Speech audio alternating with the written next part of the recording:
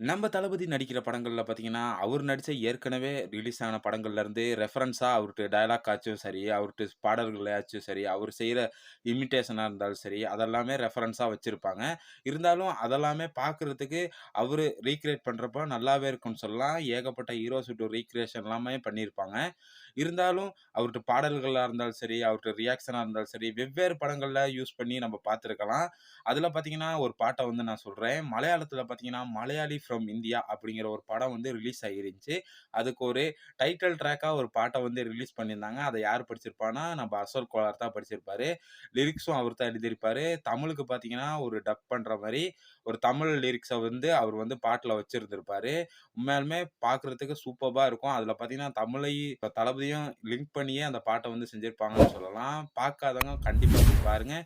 Video பிடிச்சிருந்துச்சுன்னா like பண்ணிக்கங்க. நம்ம சேனலையும் சப்ஸ்கிரைப் చెట్ట వంటి తొర్ర పంట ఛాయ కట్ట అన్నయ్య